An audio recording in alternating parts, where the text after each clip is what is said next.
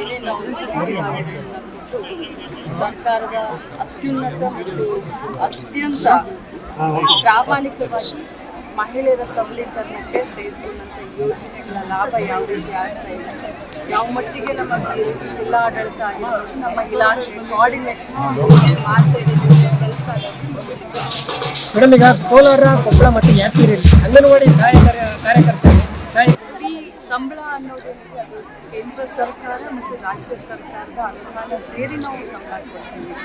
ಇದು ಈ ರೀತಿಯಾದಂಥ ಪ್ರಾಬ್ಲಮ್ ಬರೀ ಮೊದಲನೇ ಬಾರಿಗೆ ಅಲ್ಲ. ಯಾಕಂದರೆ ಕೇಂದ್ರ ಸರ್ಕಾರದವ್ರು ವಿಳಂಬ ಮಾಡಿದಾಗ ಮ್ಯಾಚಿಂಗ್ ಅಮೌಂಟು ನಾವು ಸೇರಿಸಿ ರಾಜ್ಯ ಸರ್ಕಾರ ಕೊಡಬೇಕಾಗುತ್ತೆ. ಕೇಂದ್ರದಿಂದ ಇನ್ನೂ ಬಂದಿಲ್ಲ.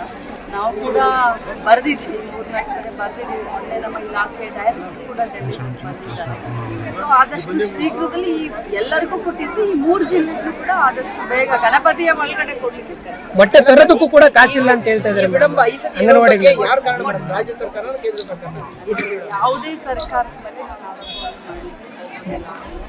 ಬಹಳಷ್ಟು ಯೋಜನೆಗಳಿಗೆ ರಾಜ್ಯ ಮತ್ತು ಕೇಂದ್ರದ ಎರಡು ಅಮೌಂಟ್ಗಳು ಇರುತ್ತೆ ನಮ್ಮ ಇಲಾಖೆಗೆ ಸಂಬಂಧಪಟ್ಟಂತೆ. ಸೊ ವಿಳಂಬ ಮೊದಲಿಂದನೂ ಆಗಿದೆ, ಇನ್ನು ಆಗದಾಗೆ ನಾವು ಪ್ರಯತ್ನ. ಅಲ್ಲ, ಈ 3 ಜಿಲ್ಲೆ ಮಾತ್ರನಾ ಮೇಡಮ್ ಬಂದಿಲ್ಲ, ಎಲ್ಲ ಕಡೆನೂ ಆಗಿದೆ? ಎಲ್ಲ ಕಡೆ ಜಿಲ್ಲೆಗೂ ಮೊಟ್ಟೆ ತರೋದಕ್ಕೂ ಕೂಡ ಹಣ ಇಲ್ಲ ಅಂತ ಹೇಳ್ತಾ ಇದ್ದಾರೆ ಮೇಡಮ್. ಮೊಟ್ಟೆಗೂ ಏನು ಪ್ರಾಬ್ಲಮ್ ಇಲ್ಲ, ಹಾಲಿನ ಪೌಡರ್ಗೂ ಏನು ಪ್ರಾಬ್ಲಮ್ ಇಲ್ಲ.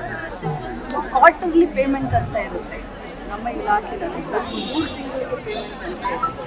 ಸೊ ಈಗಾಗೇನೋ ಬಾಲ ವಿಕಾಸ ಸಮಿತಿ ಅಂತ ಇದೆ, ಮೊಟ್ಟೆಯನ್ನು ಅವರು ಖರೀದಿ ಮಾಡಬೇಕು ಪ್ರತಿಯೊಂದು ಅಂಗನವಾಡಿಯಲ್ಲಿ. ಸೊ ಬಾಲ ವಿಕಾಸ ಸಮಿತಿಗೆ ಮೊಟ್ಟೆ ಗೃಹಲಕ್ಷ್ಮಿ ಇಲಾಖೆಯಲ್ಲಿ ಗೃಹಲಕ್ಷ್ಮಿ ಇದ್ರದ್ದು ಮೇಡಮ್ ಅಮೌಂಟು ಒಂದಷ್ಟು ಡಿಲೀಟ್ ಆಗಿದೆ, ಇನ್ನೊಂದಷ್ಟು ಏನಾದ್ರು ಡಿಲೀಟ್ ಮಾಡುವಂಥ ಪ್ರಯತ್ನ ಏನಾದರೂ ಇದೆಯಾ? ಹಣಕಾಸು ಡಿಲೀಟ್ ಆಗಿದೆ, 16,000 ಅಷ್ಟು ಏನಾಗಿದೆ? ಡಿಲೀಟ್ ಆಗಿರೋದನ್ನ ತೋರಿಸಿದ್ದೀವಿ. ಯಾರು GST ಪೇ ಇದ್ದಾರೆ, ಯಾರು ಇನ್ಕಮ್ ಟ್ಯಾಕ್ಸ್ ಪೇ ಇದೆ ಅಂಥವ್ರದ್ದಾಗಿರ್ಬೋದೇ ಹೊರತಾಗಿ, ಮತ್ತು ಅಂಥವ್ರದ್ದು ನಾನು ಕೇಳಿದೆ, ರಿಪೋರ್ಟ್ ಮಾಡಿದ ತಕ್ಷಣ ಕೇಳಿದೆ. ಅಂಥದ್ದು ಏನು ನಾವು ಡಿಲೀಟೇ ಮಾಡೋದಿಲ್ಲ.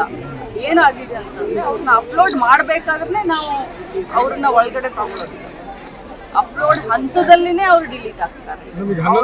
ಆಗಿ ಅವರು ಹಣ ತಗೊಂಡು ಆಮೇಲೆ ನಾವು ಡಿಲೀಟ್ ಮಾಡಿಲ್ಲ.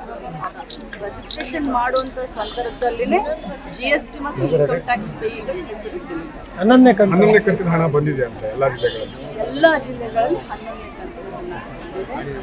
12 ಮತ್ತು 13ನೇ ಕಂತಿನ ಮೇಡಮ್, ಈಗ CM ಮೂಢ ಹಗರಣ ಪ್ರಕರಣ ಕಾಂಗ್ರೆಸ್ನಲ್ಲಿ ದಿನ ದಿನ CM ಆಕಾಂಕ್ಷಿಗಳ ದಂಡ ಹೆಚ್ಚಾಗಿದೆ. ಕಾಂಗ್ರೆಸ್ನಲ್ಲಿ ಹೈಕಮಾಂಡ್ ಏನು ತೀರ್ಮಾನ ತಗೊಳ್ತೆ ಅದೇ ಗಟ್ಟಿಯಾಗಿ ಬಹಳ ಚೆನ್ನಾಗಿ ಪ್ರಗತಿಪರವಾದಂಥ ಹಿಂದುಳಿದ ವರ್ಗದ ನಾಯಕರಾದಂಥ ಸಿದ್ದರಾಮಯ್ಯನವರು ಬಹಳ ಚೆನ್ನಾಗಿ ಕೆಲಸ ಮಾಡ್ತಾ ಇದ್ದಾರೆ. CM ಚೇರು ಖಾಲಿ ಇಲ್ಲ. ಈಗ ರಾಜ್ಯಪಾಲರು ಪ್ರಿಯಾಂಕ್ ಖರ್ಗೆ ಅವ್ರಿಗೂ ಕೂಡ ವಿವರಣೆ ಕೇಳಿದ್ದಾರೆ ಮೇಡಮ್. ಈ ತರ ಅವರು CA ಹಗರಣ CA ಸೈಟ್ ಕೊಟ್ಟಿದ್ದಾರೆ ಅಂತ ಅದಕ್ಕೆ ಉತ್ತರ ಕೊಡ್ತಾರೆ ಖರ್ಗೆ.